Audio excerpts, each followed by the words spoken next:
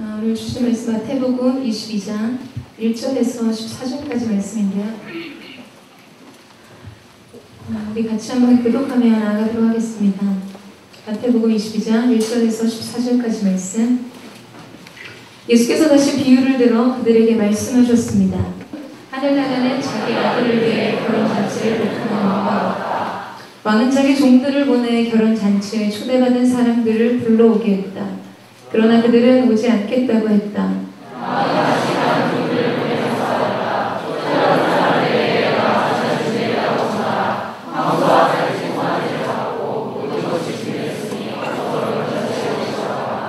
그러나 초대받은 사람들은 들은 척도 하지 않고 제각기 가버렸다.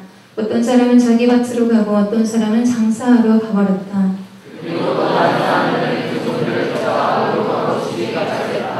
격분한 왕은 자기 군대를 보내 그 살인자들을 죽이고 그들의 도시를 불태워버렸다.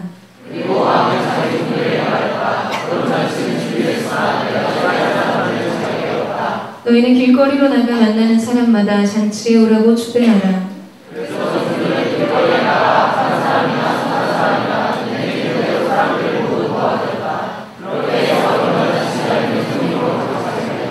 그런데 왕이 손님들을 보려고 들어왔다가 거기 어떠한 사람이 예복을 입고 있지 않은 것을 보고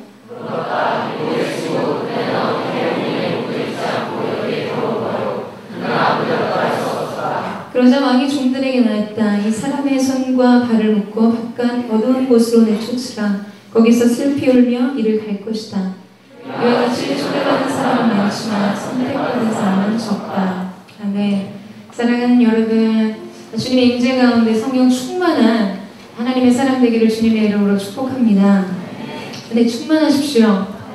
특별히 하나님께서 저에게 특별한 시간을 주셔서 3월 1일부터 2일까지 1박 2일 동안 있었던 하늘 캠프, 5단 캠프를 저희가 은혜 중에 잘 마치고 돌아왔습니다. 우리 가운데 놀라운 은혜를 주신 하나님께 우리 한번 영광의 박수를 해드리겠습니다.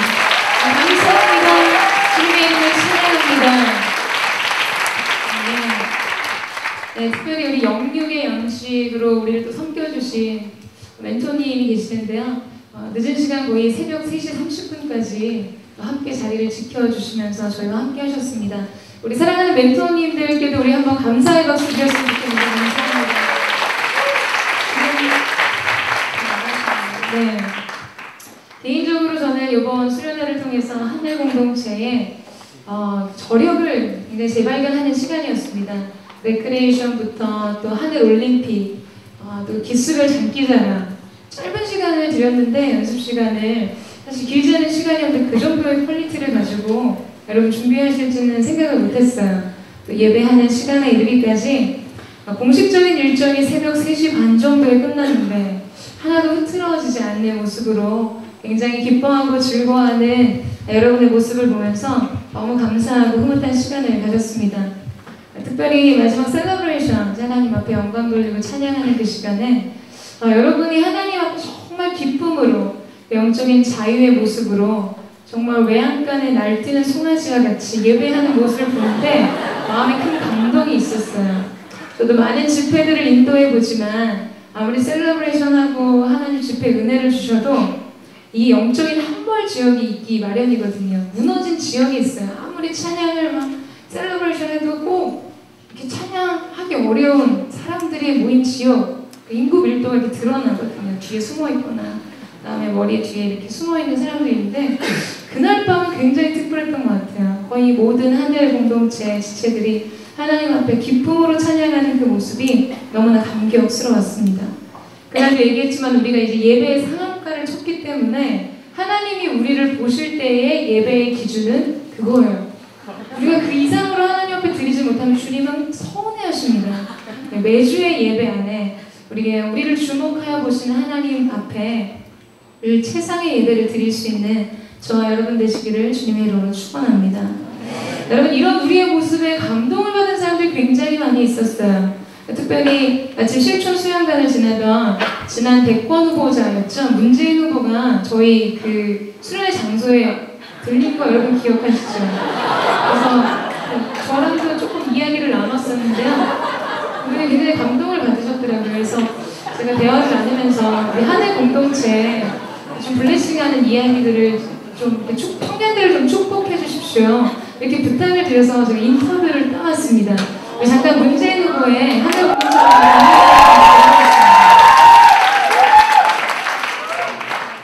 문재인 후보 모시겠어요.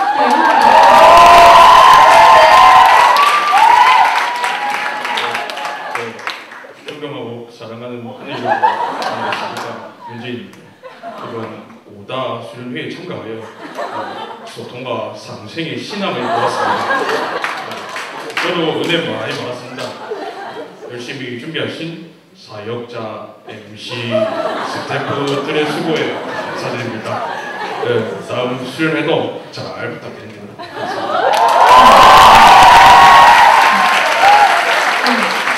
너무 감사해요. 여러분 이 박수 소리를 주님이 기억하십니다. 주님께 항상 이것보다 높은 박수를 올려드려야 돼요. 또 한 분이 계세요. 요새 굉장히 세간의 화제가 되고 있는 7번방의 선물이라는 유승범 씨가 계십니다. 저도 봤는데 굉장히 연기력이 놀랍더라고요. 정말 바보인 줄 알았어요. 그분이 지나갈사 길을 잃고 저희 수련회 장소 잠깐 방문했습니다. 올림픽 같이 하시고 이렇게 레크레이션 하시면서 너무 좋았나 봐요. 굳이 오늘 또 이 자리 참석해서 여러분께 꼭 전할 말이 있다고 해서 그분 함께 모셨습니다. 한번 큰 박수로 환영해 주셨으면 좋겠습니다.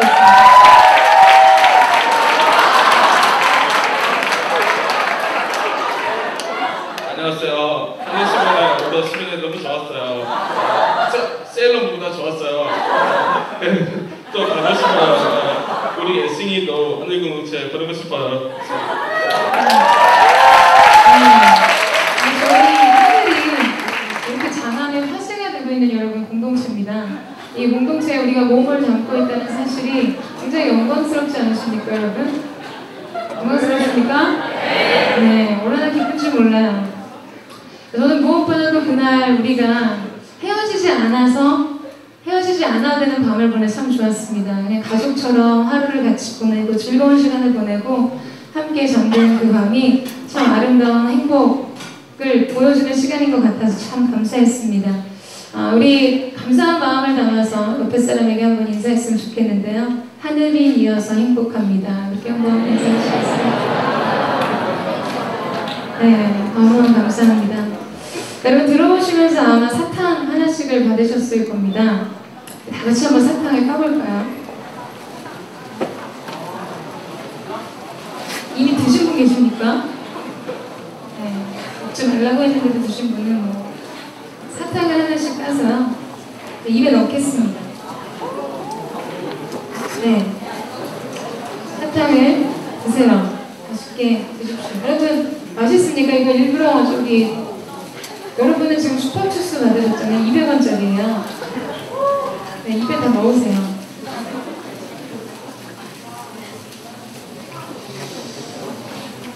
여러분 달콤하십니까? 제가 왜 뜬금없이 여러분에게 사탕을 드렸을까요? 왜 드렸을까요? 조용하라고요? 이거 다 먹으라고 그런 의미입니까? 네, 그런 건 아니죠. 여러분에게 맛을 보여드리는 거예요. 오늘 이 사탕이 우리의 입에 단 것처럼 오늘 말씀이 우리의 영혼의 입에도 달고 오묘한 말씀이 되어야 한다는 것입니다. 아멘? 네, 여러분 영적인 식욕이 있을 때는요 우리가 뭔가를 먹고 싶어 하죠. 근데 건강에 이상 신호가 생기면 가장 먼저 찾아오는 증상이 식욕감퇴입니다. 오늘 우리가 이 말씀을 대할 때 성경의 말씀에 이 말씀이 꿀송이처럼 달다는 이야기가 있는데 여러분의 지금 입안에서 녹고 있는 달콤한 사탕과 같이 여러분의 영혼 가운데 이 말씀이 달고 오묘하게 느껴지지 않는다면 아마 우리의 영적인 건강에 이상 신호가 생겼다는 거죠. 여러분 영적인 식욕을 갖는 것은 너무나 중요합니다. 여러분 말씀을 들으시면서 비교하면서 생각해 보세요. 아, 이게 달콤한 거구나. 이게 내 입에 단 거구나. 주님의 말씀이 내 영혼에 그렇게 단 것인가 생각해 보시면서 자, 오숙에서 말씀 준비하면서 어린 시절에 불렀던 찬양이 생각이 났어요. 달고 오묘한 그 말씀, 생명의 말씀. 그 찬양을 이렇게 말씀 준비하기 전에 부르는데 막 눈물이 나더라고요. 너무 아름다운 거예요. 우리 같이 그 찬양 한번 했으면 좋겠는데요. 자막 한번 보시면서 같이 한번 찬양하며 나아가겠습니다. 달고 오면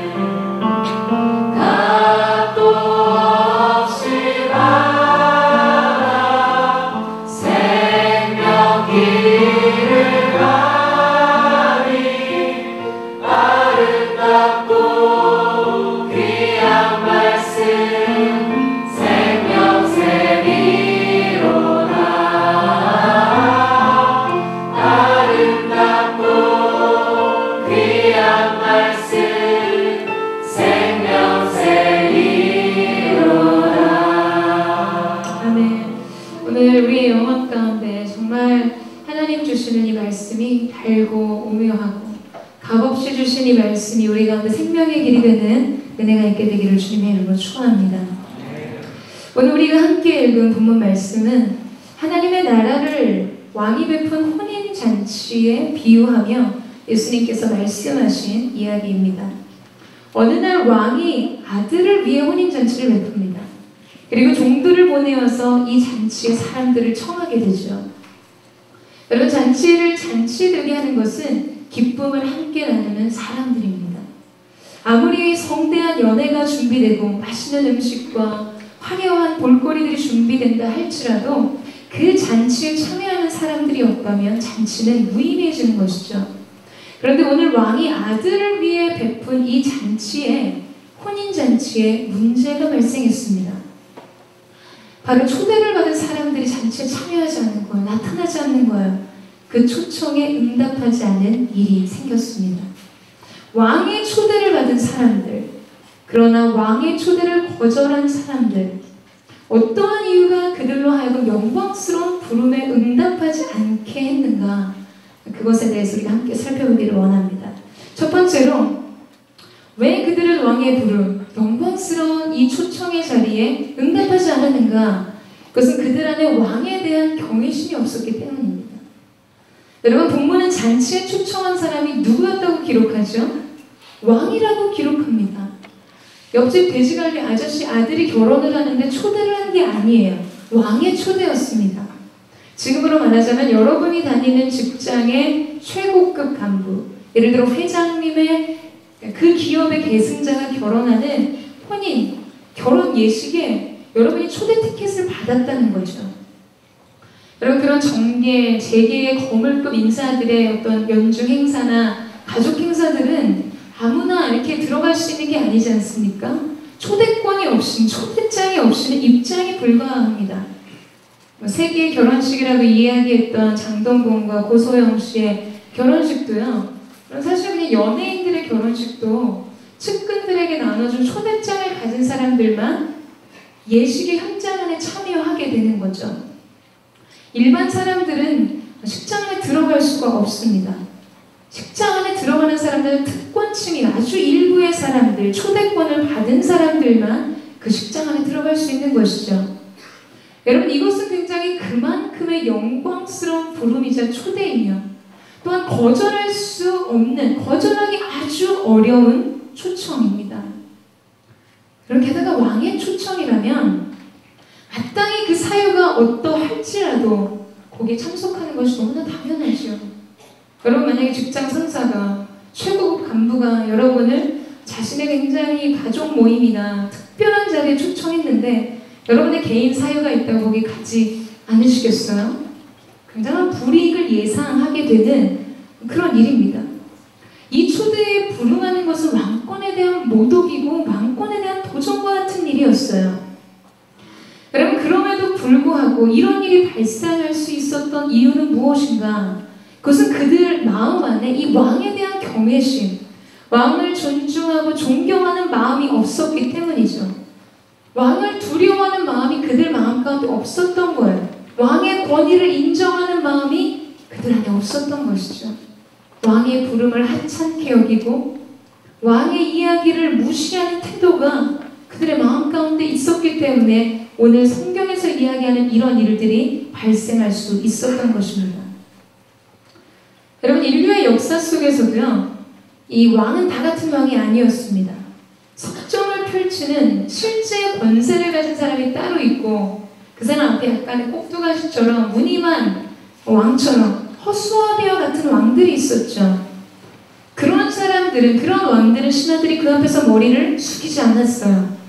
왕의 입에서 떨어지는 어명보다 자신의 이익을 앞선 자신의 이야기들이 훨씬 더 중요한 사람들이었습니다.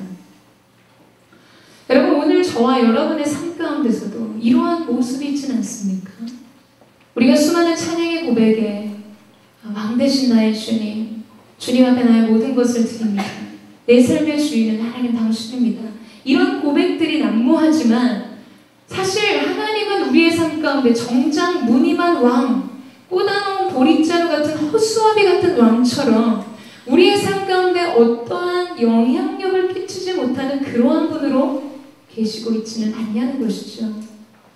주님의 말씀보다 내 이야기가 훨씬 더 중요할 때가 있고 주님의 부름보다 내가 오늘 해야 될 일들이 훨씬 더 중요한 사람이지는 않냐는 것입니다. 위엄과 권위를 상실한 왕처럼 여러분의 삶 가운데 주님이 그런 분으로 계시지는 않냐는 것이죠.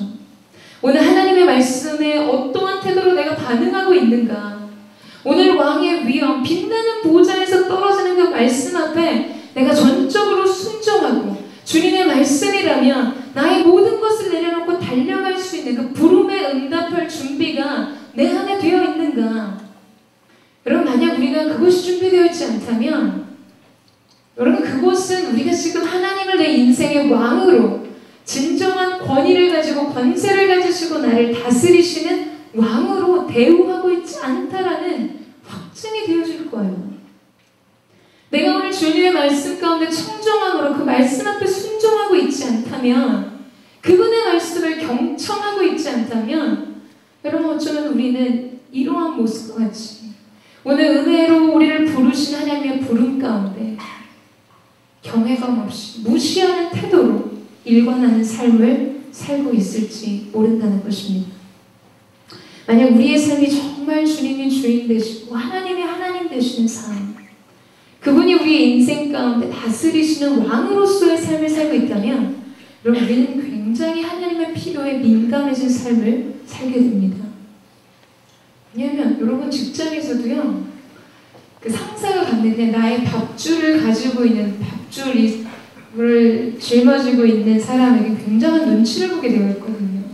그 사람의 한마디 말, 나를 보면 눈초리 하나, 혀를 내두르는 그 한마디 말을 가지고 하루 종일 이게 어떤 의미였는지 해석하고 묵상하게 됩니다. 내가 밉보이진 않았을까? 여러분, 그런 생각 안 하세요? 직장을 안 다니는군요. 교수님이나 아니면 학교에서 어떤 나에게 영향력을 갖는 사람이 내게 한마디 던진 그 말에 굉장히 노심초사하게 되는 거죠. 불구하고 오늘 나의 인생의 정권을 가지고 계신다는 하나님께서 내 인생 가운데 나타내신 하나님의 뜻과 하나님의 마음에 우리가 무감하다면 여러분 그것은 우리가 하나님을 우리의 주인으로 모셔드리고 있지 않다라는 거예요. 주님이 우리의 왕이시라면 저와 여러분은 분명 하나님의 필요에 굉장히 민감해질 것입니다. 목이 마르네. 커피 한잔 하고 싶네. 여러분 직장을 안 다니세요. 교수님이 여러분의 장학금을 손에 쥔 여러분에게 주관적인 판단으로 다음 학기 장학금을 줄 수 있는 교수님이 지나가면서 커피 한 잔 먹고 싶다고 여러분 튀어가지 않겠습니까? 가장 좋은 커피를 사다가 아마 내어드리겠죠. 여러분 이런 것처럼 우리에게 영향을 끼치는 사람에 대해서 우리는 굉장히 민감한 반응. 우리가 그 말에 순종하고 나의 최상의 것을 보여주기를 원하는 마음의 태도가 생긴다는 거예요. 근데 오늘 본문에 등장한 이 사람들, 왕의 초청을 받았음에도 불구하고 초대에 불응한 사람들의 삶의 모습은 왕을 왕으로 인정하고 있지 않기 때문에 오늘 이러한 모습들을 나타내 보일 수 있다는 것입니다. 여러분과 저의 삶 가운데 하나님은 어떠한 분이신가? 입술의 고백은 달콤한 고백으로 하나님은 나의 왕, 주인, 나의 사랑의 전부라고 이야기하지만 나의 삶의 뿌리를 찾아봤을 때도 여전히 하나님은 내게 그러한 분이신가? 여러분 우리가 이것들을 돌아보는 은혜가 있게 되기를 주님의 이름으로 축원합니다. 가장 먼저 하나님의 마음을 고려하는 사람, 하나님의 뜻이 가장 중요한 사람, 우리의 삶에 하나님이 내리신 결정이 가장 중요한 결정이라고 여기는 태도를 가진 사람, 여러분 이런 사람이 되기를 주님의 이름으로 축원합니다. 그럴 때 하나님께서 하나님 왕 되신 그분의 영광을 취하여 얻으실 것입니다. 두 번째로 왜 이렇게 왕의 초청에 불응하게 되었는가? 그것은 그들 안에 왕의 초대보다 더 중요한 것들이 너무 많았기 때문이죠. 5절 말씀을 같이 읽도록 하겠습니다. 5절 말씀 시작.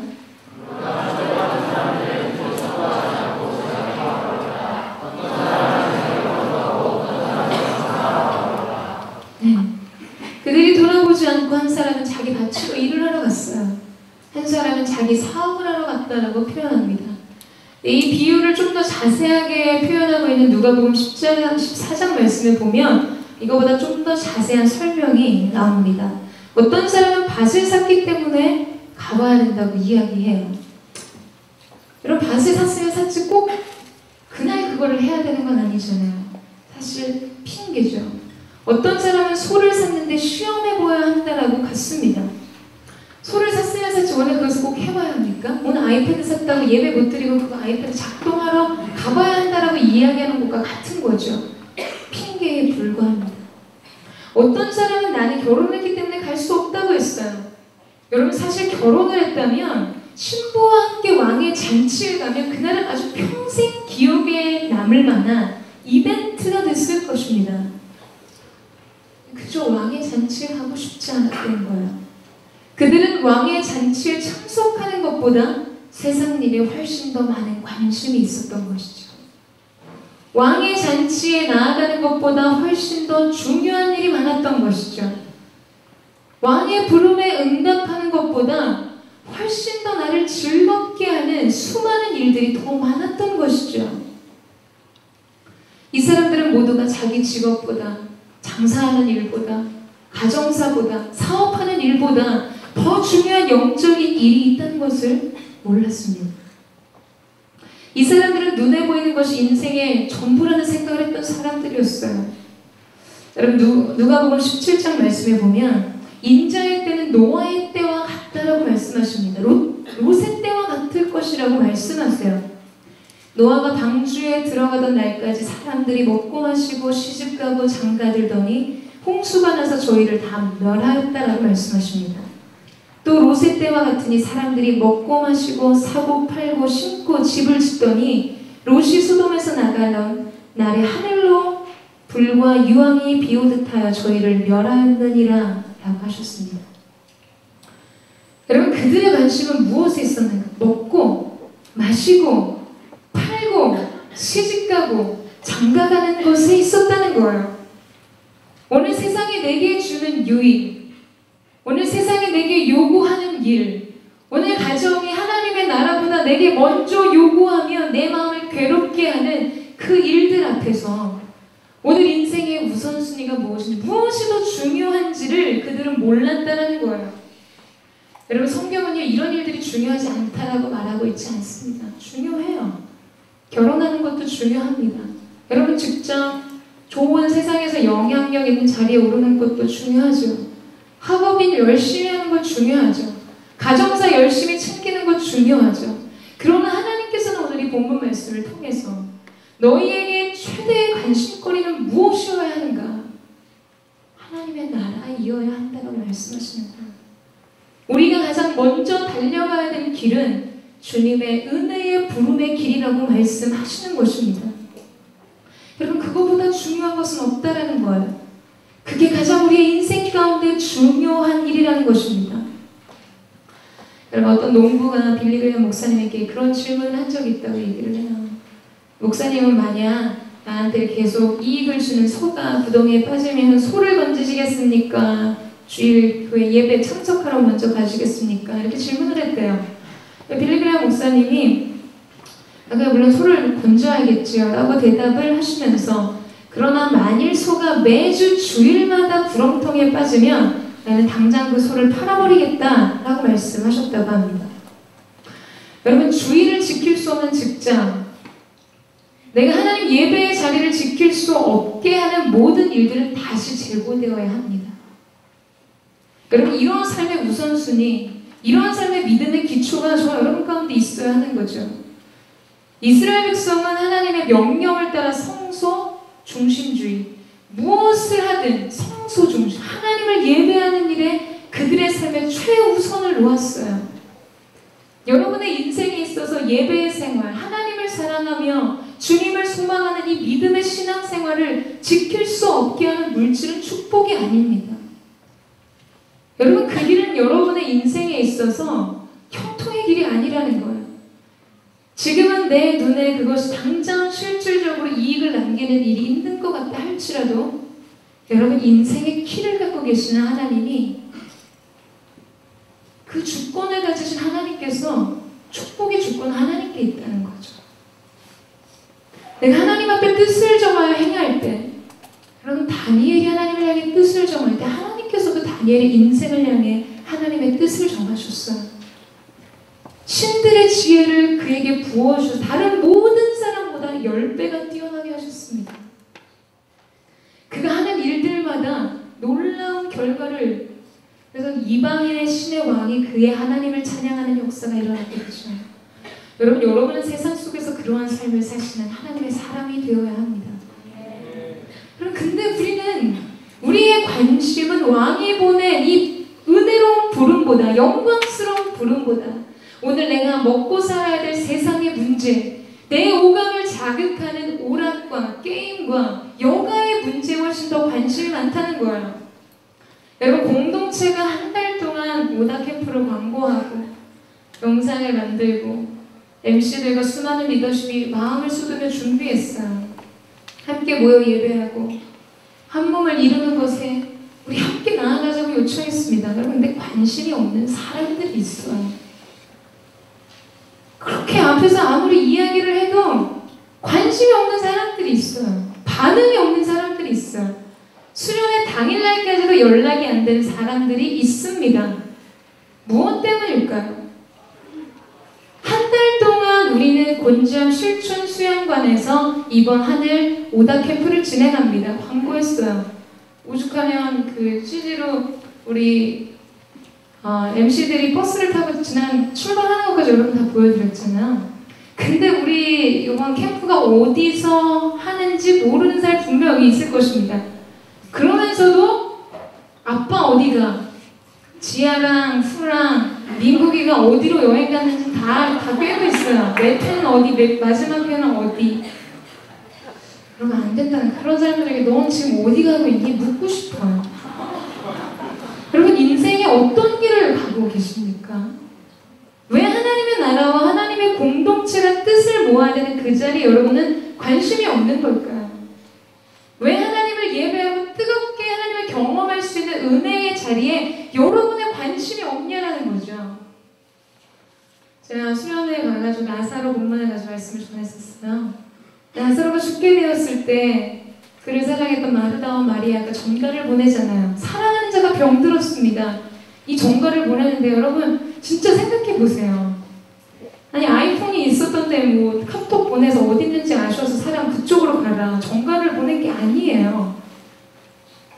예수님에 대한 촉이 너무나 놀라웠던 거예요. 지금 예수님 너무 관심이 많기 때문에 예수님이 지금쯤 유대 인근 어느 지역에 계시고 거기를 가봐. 만약에 거기 계시지 않으면 다른 예루살렘 어느 지역에 계실 거다. 너무나 잘 알고 있었죠. 그분을 너무나 사랑하고 사모했기 때문에 그분에 대한 관심이 너무나 극진했기 때문에 어디 계신지 알고 있었다는 거예요.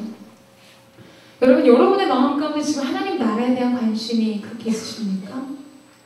오늘 우리가 몸담고 있는 공동체가 하나님 나라를 위해 표대를 세우고 깃발을 꽂고 영적인 집결을 선언했을 때 여러분 거기에 얼마나 관심을 갖고 계세요? 지금 여러분의 영적인 현주소를 확인하셔야 돼요. 어디가 계십니까? 여러분의 영적인 자리를 되찾으셔야 합니다. 한 나라의 왕이 있었습니다. 어느 날 이 왕이 사냥을 하러 갔다가 전력에서 떨어져서 의식을 잃었어요. 그 뒤를 따르던 신하들이 왕을 아무리 찾고 찾아도 어디에 있는지 모르는 거예요. 발견되지 않은 거예요. 밤이 지나도 횃불을 들고 왕을 찾아도 발견할 수가 없었어요. 그런데 마치 그 버섯을 캐던 한 노인이 그 자리를 지나다가 왕을 발견했습니다. 자기의 집으로 왕을 데려가서 지극하게 왕을 치료하고 정성스럽게 왕을 보필해서 왕의 의식이 돌아오고 이 컨디션이 몸이 회복이 됐어요. 왕이 왕궁으로 돌아가서 왕쾌된 다음에 이 노인을 부릅니다. 왕궁으로 불러서 당신은 내 생명의 은인이니까 원하는 게 있으면 무엇이든지 이야기하라. 내가 그것을 내게 선물로 주겠다라고 이야기를 합니다. 근데 이 노인이 왕에게 무엇을 구하냐 하면 저는 다른 것은 필요 없고 왕을 다시 뵐 수만 있기를 바랍니다. 만약 왕께서 가능하시다면 반년에 한 번씩 1년에 한 번씩 다시 왕을 볼 수 있도록 저를 위해서 와주셨으면 좋겠습니다. 이런 청을 넣었어요. 왕이 그것을 좋게 여겼어요. 왜냐하면 자기 생명을 구해준 사람이기 때문에. 그래서 왕이 해마다 반년에 한 번, 1년에 한 번 그 약속을 지켰습니다. 그런데 여러분, 왕이 찾아가는 길이 그 깊은 산길일 수 없잖아요. 1년에 한 번, 반년에 한 번 그 길을 찾아가는 왕을 위해서 그 마을이 새 길이 닦여졌어요.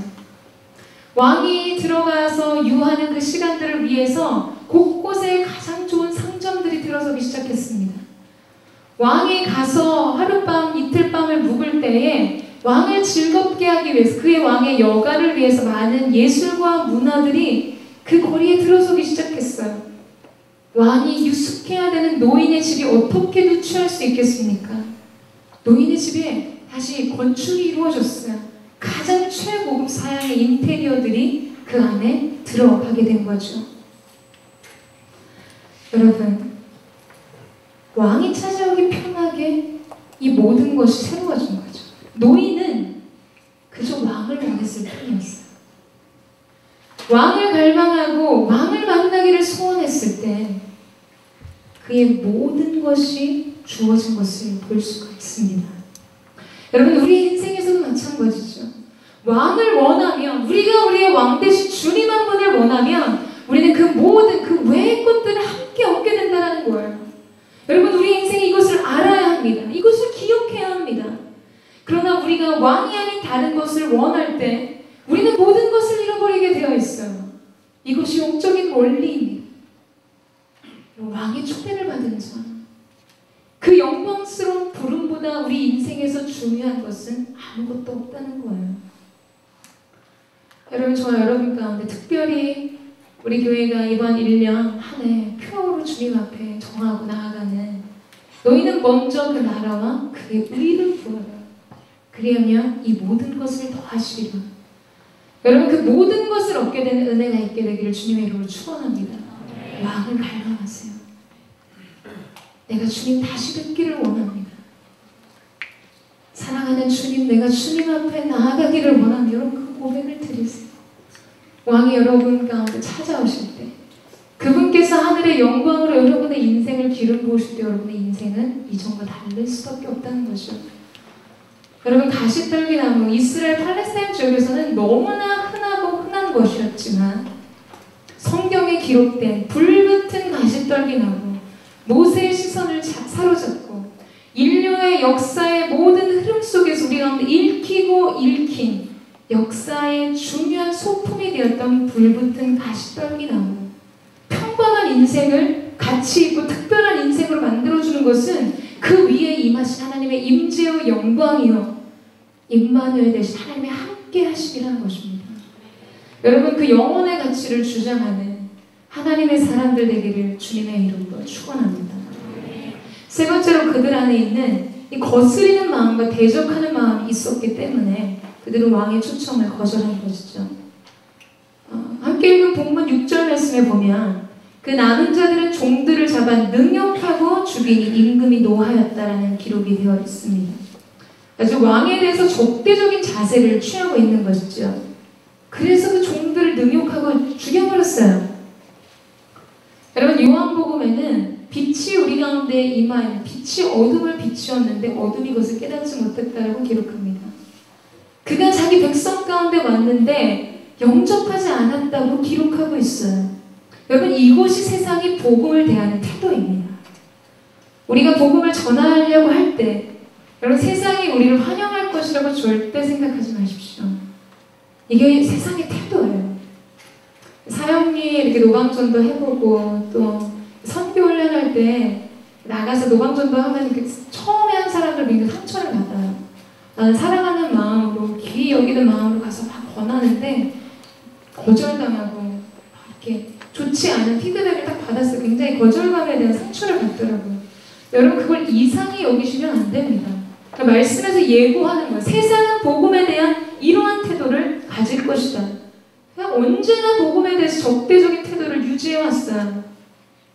그래서 복음을 전하는 사람마다 세상에서 비웃음과 조롱거리, 업신여김을 당해왔습니다. 최근 한 5년 동안 북한에서는 기독교인들이 한 2년 정도의 수치인 걸로 알고 있는데요. 400여 명이 공개 처형을 당했어요. 예수님을 나의 구주, 나의 하나님으로 영접한 그들의 신앙을 지킨 사람들을 여러분 그런 장면들 많이 보지 않으셨어요? 할머니가 그 이불 속에서 아버지 살얼음 판입니다. 이 땅을 불쌍히 여겨주십시오. 이 음성 파일이 한동안 굉장히 많이 돌았었는데 저는 그 공개 처형 당하는 장면을 영상으로 본 적이 있었어요. 여호수아 있을 때 순장 모임 때 그거 틀어줬었어요. 아우리치 가기 전에.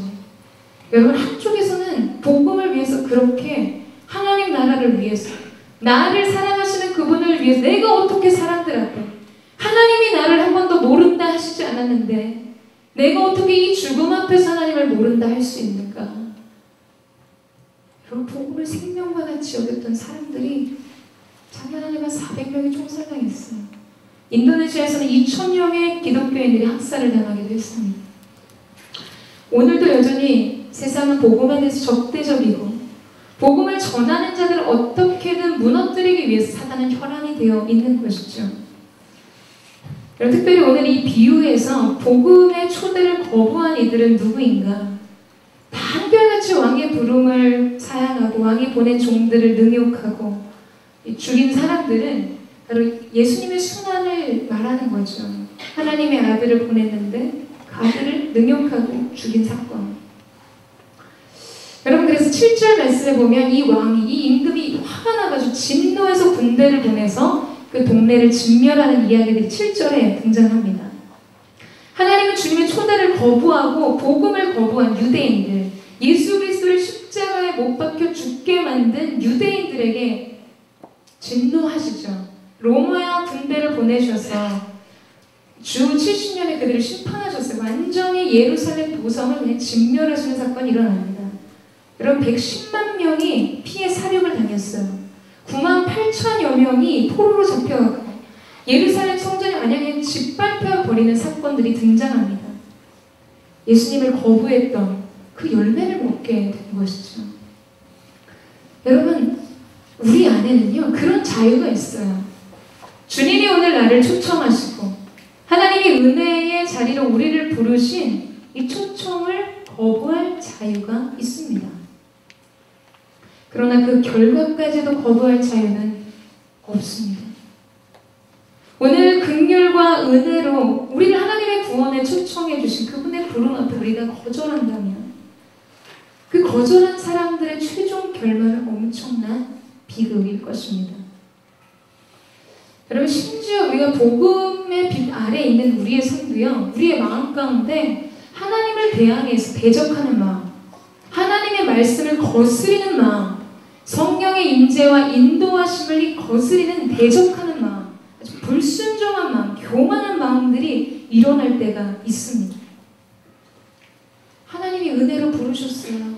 이렇게 캠프를 열기도 하고 대성회를 열기도 하고 은혜의 자리를 초청하시지만 내게 주어진 자유로 하나님이 주신 은혜의 부름 안에 영원의 처참한 길을 가는 경우들이 있는 것을 볼 수가 있습니다. 여러분, 갈라디아에서 말씀하는 것처럼 영혼의 진정한 자유는 그 자유를 갖다가 내 육체의 기회로 삼는 것이 아니라 사랑의 종로로 타는 자유. 그때 하나님이 주시는 자유가 진정한 자유라는 거예요. 여러분, 우리가 그리스도의 종이 될 때, 그분을 사랑할 때, 그분 앞에 우리가 헌신하고 그분 앞에 우리가 나아갈 때 우리 영혼은 진정한 자유를 경험하게 된다는 거죠. 하나님이 내게 주신 자유 의지를 가져다가 오늘 내가 할 수 있는 육체의 즐거움과 오락거리를 삼는 것, 나의 재미와 유익을 위해 추구하는 그 모든 것이 내게 자유가 아니라는 거예요. 여러분, 그리스도의 사랑의 종로를 타는, 그로 인해 진정한 자유를 경험하는 저와 여러분 되시기를 주님의 이름으로 축원합니다. 이렇게 왕은 자신의 초대에 거부한 사람들을 진멸하고 나서 사거리로 나가게 합니다. 그래서 만나는 사람마다 혼인잔치에 오라고 청명하게 되죠. 그래서 여러분, 여기서 이제는 모든 사람이 올 수 있게 됐어요. 초청장이 없어도 올 수 있게 됐다는 거죠. 탑스타의 결혼식이 그냥 평민이 그 민간인들, 뭐라고 해야 되나? 우리 민간인이죠? 민간인들에게 공개가 된 거죠. 아무나 그냥 보고 싶으면 가서 장동건 얼굴 보고 그렇게 아무렇게나 먹고 와도 상관없는 상황이 되어 있다는 거예요. 모든 이에게 오픈되는 상황. 그의 복음을 거절한 유대인에게서부터 이방인에게로 복음의 열쇠가 넘어가는 장면이 등장합니다. 근데 이 왕의 혼인잔치에 참석할 수 있는 단 한 가지 조건이 있었어요. 그것은 무엇이었는가?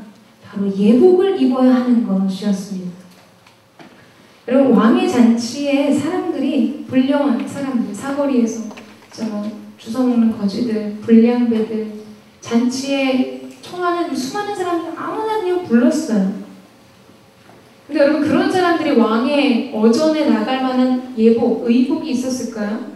그냥 동네 어디 아무렇게나 동네 형들처럼 추리닝 입고 돌아다니는 사람들이 청와대 들어갈 만한 복장을 갖추진 않을 거 아니에요.